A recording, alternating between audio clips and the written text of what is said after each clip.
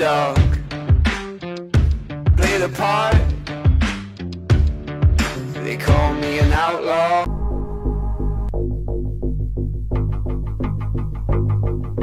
He's just a Navy destroyer. He will yield.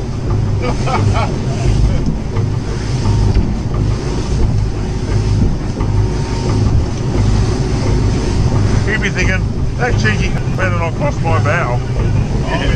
Stop, Josh. They take it seriously. What did they say? You got to yield. You can't just fucking. They think you're going to charge them. We don't know for sure, but they did say something. No, they did. They thought. Say come back last call. Yeah, fucking talk to him. Actually going around. He's turning. Stop. He's turning. He is actually turning. He said about the ship yesterday. No, he is turning. Fucking hell, what have we done now? It's turning, Josh. Just sit still. He's slowed down, has he? Yeah, he's really slowed down.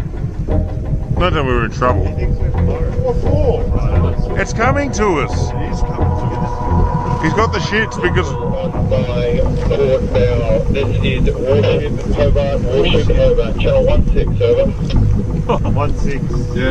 Exclusion area, please report your intentions. Who the fuck's that? We're heading to the shelf to go... Just say we're out fishing, heading out fishing. No, we're just heading out fishing. Get the dinghies out, boys.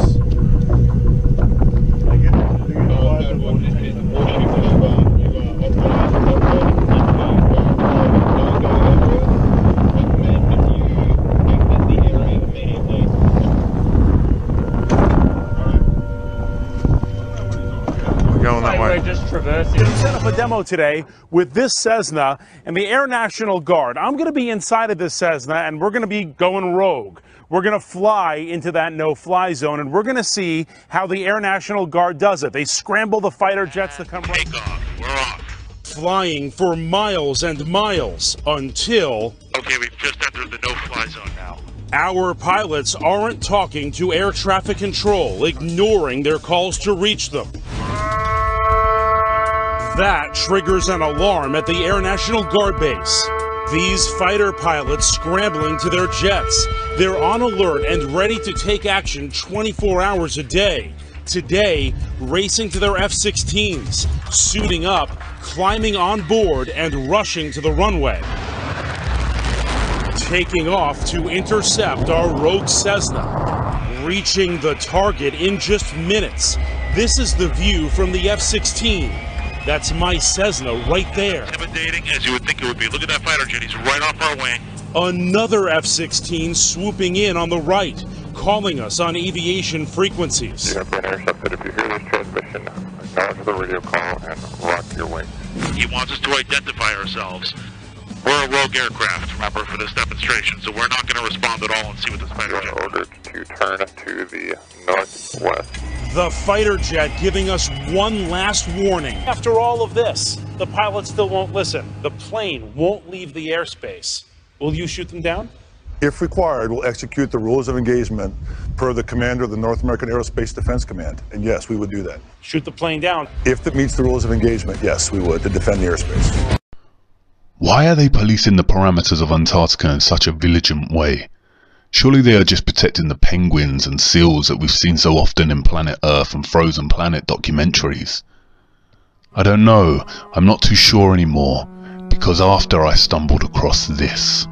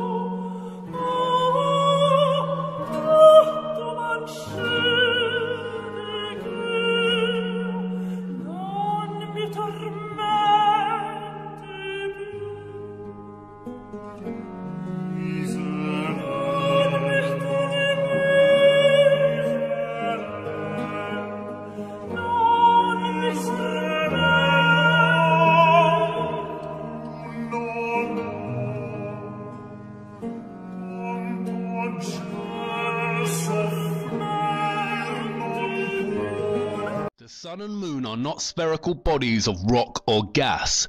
They are disks that rotate our Earth much like a clock, but in a coil-like spiral, dictating the seasons and climates as they go. When the sun is beyond the equator ring, the northern hemisphere experiences summer and the southern hemisphere experiences winter. Inversely, when below the equator, the southern hemisphere experiences summer and the northern hemisphere experiences winter. But up until this point, we have not explored how our celestial bodies of light can actually travel in such a clockwork fashion. And as gravity is a hoax, this mechanism becomes even more mysterious. But again, electromagnetism and engineering holds the answer. We are told that the Earth's magnetic field extends from Earth's interior out into space, where it interacts with solar wind, a stream of charged particles emanating from the sun. We are told that the Earth tilts on an axis, and it is as if there was an enormous bar magnet placed at an angle through the center of the Earth.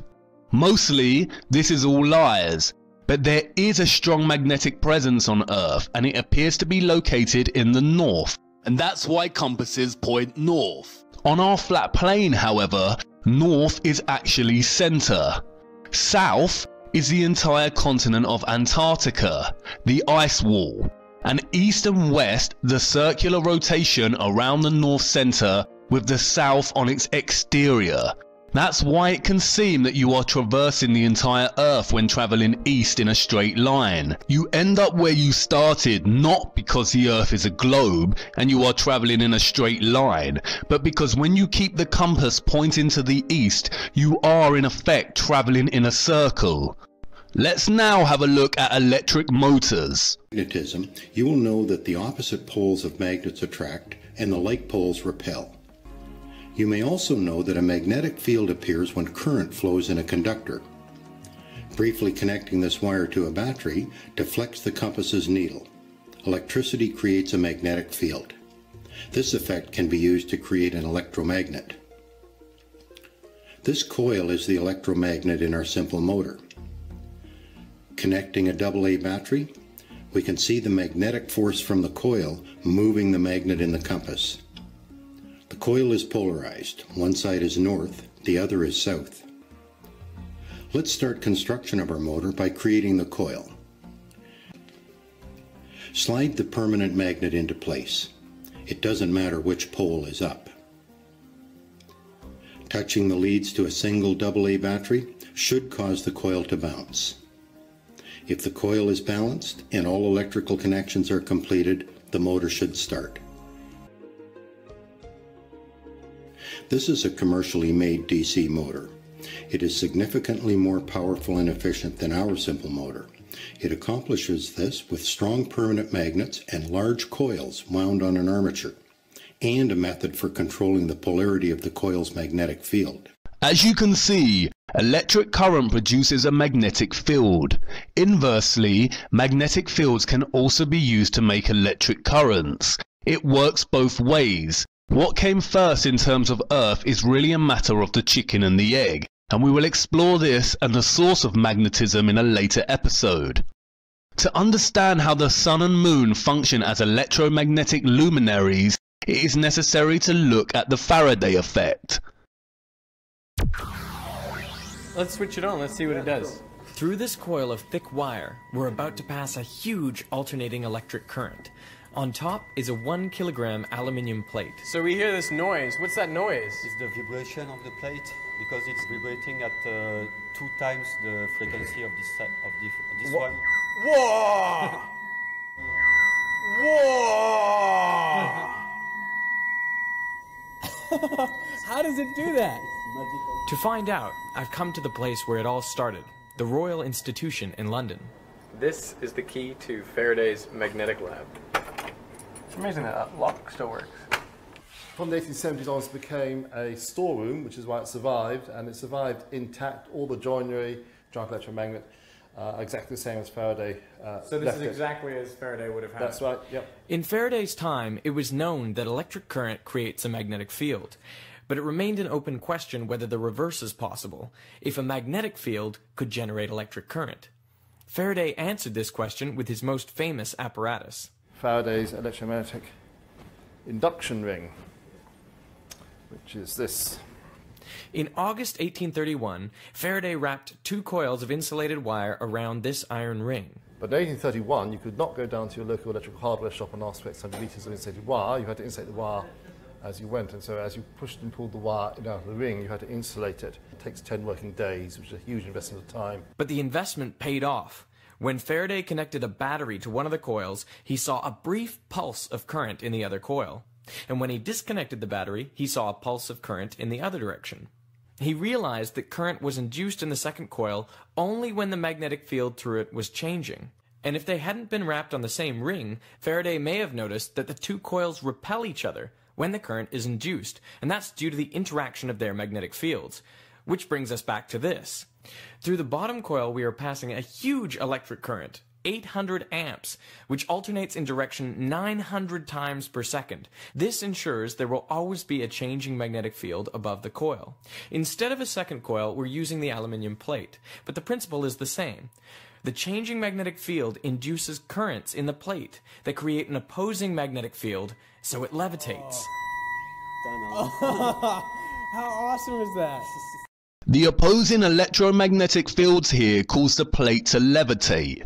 Really think about it. If gravity actually existed and was such a powerful force, then this would not be possible. The opposing electromagnetic fields cause the plate to lock or levitate. Gravity does not even enter the equation. Just pure, repeatable and demonstrable science. We can see the same thing here. Of the magnets, you see, if I can move it on the side, it will again pivot around the axis of the magnet, because it makes sure that the magnetic field inside of it stays the same. Right. It's astonishing. Can you put it on the track for us? Yeah. I just levitate it above the track quite high, and I can just rotate it. So it's actually floating above the surface. Yeah, it's not floating, it's locked above the surface. So you could tilt it at an angle and it would still fly around. Yeah, I can do it like this, and it will just go around like this.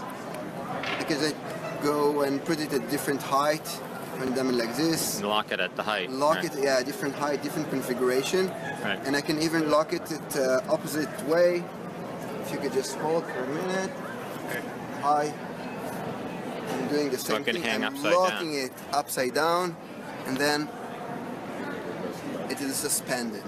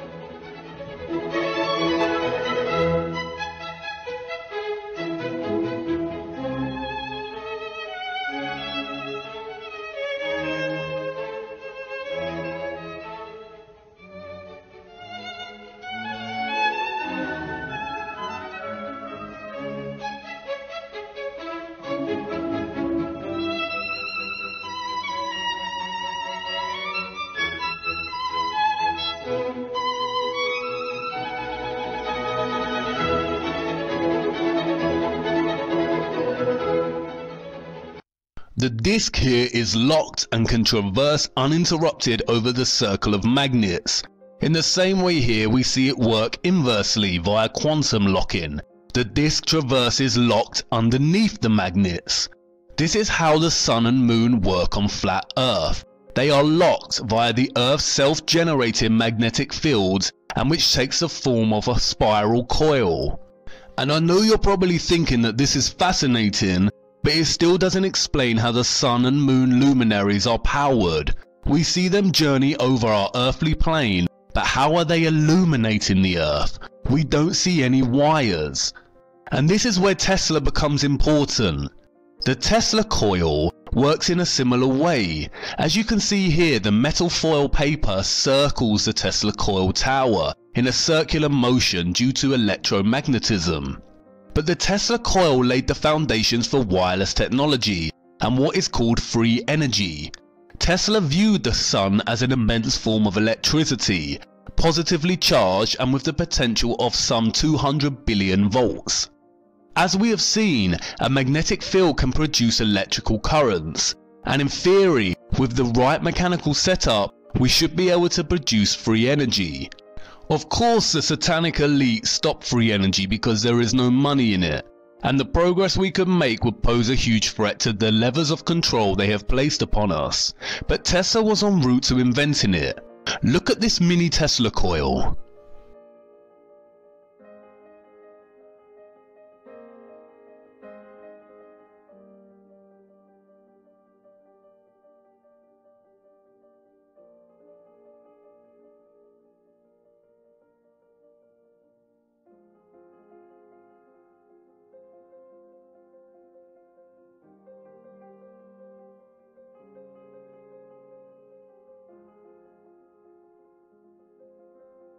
You see, the light bulb is charged and illuminated without any wires. The intense magnetic field has produced an electrical current. So let's go back to the Faraday effect example and see what happens next. This current is not only good for levitating the plate, it can also make light bulbs glow. A gift. Oh, thank you. Oh, that is cool. Not too close because it will burn the arms. Can I put it there? Yeah. And just as current in a toaster element heats it up, the induced current in the plate dissipates its energy as heat. Some water too. Thank you. Yeah, to see the temperature. Check out how hot this plate is. Oh, that is nuts. Is this your favorite demo? It's like a flying barbecue or something. Tell me this is not the best dinner table centerpiece. It levitates, it gives you light, and you can cook on it. And all the while, you're demonstrating Faraday's law of electromagnetic induction. The light bulbs are illuminated without any wiring because of the electromagnetic field.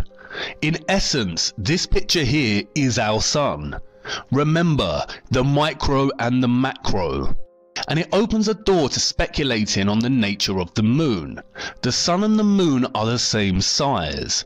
If the sun is positively charged, then could the moon be its negatively charged counterpart, like we see in a battery? Could that explain why the nature of moonlight is oppositional to sunlight? Or could the moon be an old malfunctioning sun? Perhaps that explains the lunar moon phases, or its waxing and waning. Is it trying to charge and generate enough power to become an intense positive charge luminary like the sun, and as it generates to its full moon phase, it malfunctions and begins charging down, or waning? The notion that our Earth is a flat plain disk isn't looking like such nonsensical drivel anymore, is it? Electrical energy, frequency and vibration is literally everywhere on Earth. It is omnipresent, omnipotent, and most likely omniscient. And the Earth functions as an energy plate, much like what Tesla created with his purple energy plate, or coil as an electromagnetic base. We are all used to magnificent, frightening displays of electricity in our skies in the form of lightning. But did you know that there is an entire electroscape above the clouds? Scientists took a plane above a huge electric storm to document this. They call them sprites and elves. Look. As soon as it gets dark, thunder begins to reverberate around the airport. The researchers board the planes on what looks like a promising night. At 9 p.m., the two jets take off. They're heading for thunderclouds 120 miles away that are vigorously producing lightning. The cabin is in constant communication with Yair and Lyons at Yucca Ridge. Essentially, they want some kind of a central location. He evaluates the data and gives the pilots the latitude and longitude of large thunderclouds where sprites might appear. For reference, we'll be on this data collection run for about 10 minutes. Did you get it? For an instant, a giant red flash appeared. On replay, they can see beautiful shafts of light thrusting upwards towards space. The mysterious sprite in all its glory. Then, the sprites keep coming.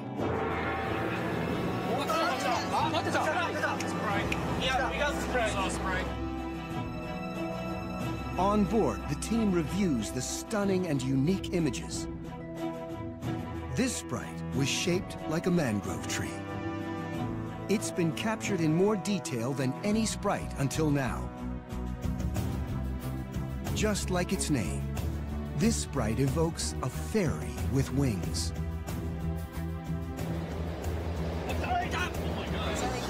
Yeah, very big jellyfish. It's pretty. Very pretty.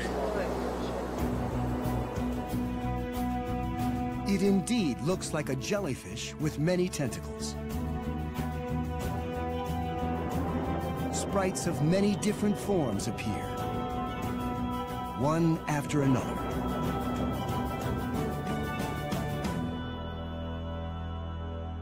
Seen up close, they have a variety of shapes. Eventually, a sprite appears that demands special attention. This is spectacular. The umbrella-like top of this sprite. You can see that they are coming from the firmament above. In this still, you can actually see what looks like the surface of the firmament illuminating. This is most likely what causes thunder and lightning in the first place. Powerful bursts of electrical discharge from the electromagnetic firmament, which instills electricity into the clouds and atmosphere below, and which is then expressed in the form of lightning. Again, the ancient texts tell us this. And other things I saw concerning lightning, how some of the stars rise and become lightning, but cannot lose their form. It's been proven that lightning excites the Schumann resonance, the electromagnetic heartbeat of the Earth. Again, electrical energy, frequency and vibration is literally everywhere on Earth. Think about the oceans. Water is a well-established conductor of electricity. Seawater has a salinity of roughly 3.5%, which is composed primarily of sodium or salt.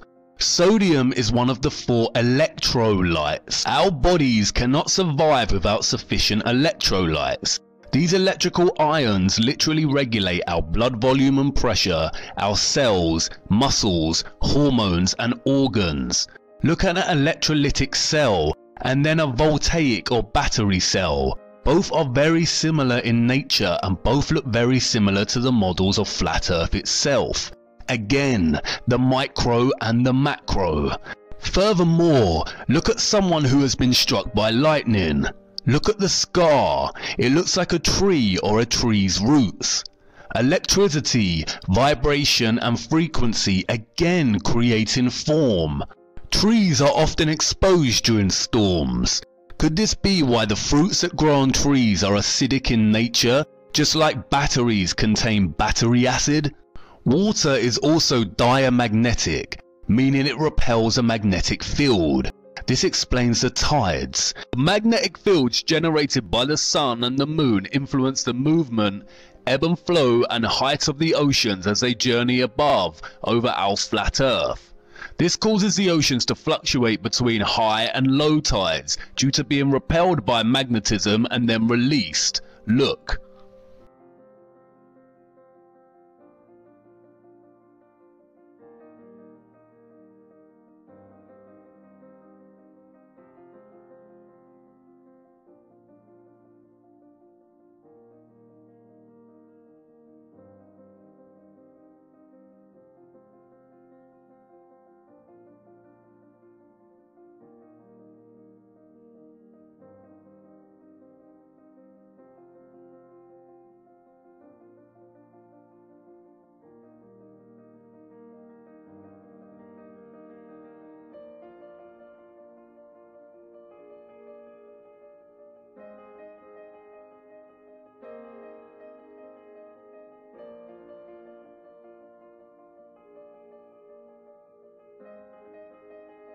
Just like our voices influence the geometrical shape of water's molecular structure, God's voice formed our world.